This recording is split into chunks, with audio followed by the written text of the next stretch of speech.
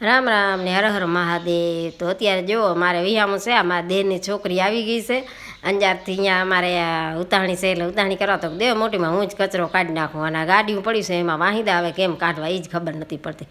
ચારી core ગાડી પડી જો, અને અમારે કૂતરો આ બાજુ પોટી કરી છે। મારા દેર કે કેક મેલ્યો, હાલો મેં તો ના હું નથી આવતી કીધું, પછી ઉપાડીશ અત્યારે નહીં। અને અમારા ભાવિકભાઈ ઉઠીને ચાય બનાવવા માંડી ગયા જુઓ, એ કે તું બાજુ વાતું કરતી હતી ને એટલે મેં ચાય બનાવી નાખ મેં હારો। અને આવો ડગડગીઓ લઈ આવ્યો છે ને તો કૂતરો બીયાય છે, જૂનો નથી આવતો ડગડગીઓ એ છે, લઈ આવીશ મારા દેરની છોકરી કૂતરાને બીવરાય હારું, કૂતરો રાડું દેશે ડગડગ ડગડગ થાય છે એટલે આ જૂનું છે। ને પછી બકાલાવાર આવી ગયું ને તો બકાલો હું લઈ આવું કીધું, હાલો કીધું। બકાલામાં ભાજીને આપણે એવો મસ્ત અત્યારે આવે છે ઉનાળાનો બકાલો, તો ભાજીને એવો લઈ લીધો ને પછી આવી ગયા છે વહેલા વહેલા જુઓ જલેબી ને ફાફડા, ગુજરાતી આપણે જેઠાલાલવાળા જલેબી ફાફડા।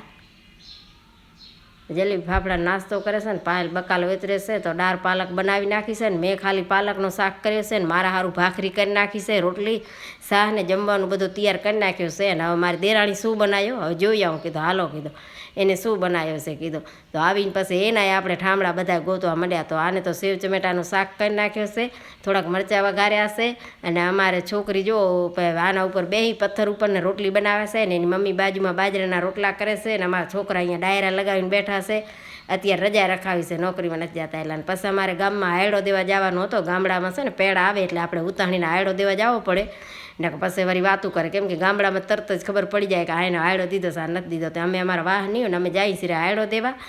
અને પછી વિડીયો ગમે ને લાઈક છે ને સબસ્ક્રાઈબ કરી નાખતા જાઓ ને। અમારે અડધા તો છે ને બહાર જ છે માણસ, અને અડધા ઘરમાં કરીને બેઠા છે, એટલે જુઓ શેરીમાં કોઈ દેખાશે નહીં તમને માણસ, કોક જ દેખાશે કેમ કે અત્યારે હતા હવના ઘરમાં હશે, કોઈ ઢોરા દોતા હશે, સાંજના ટાઈમે અમે આયડો દેવા ગયા છીએ ને એટલે, પણ આખી શેરીઓ ખાલી પડી છે જુઓ તમ તારે।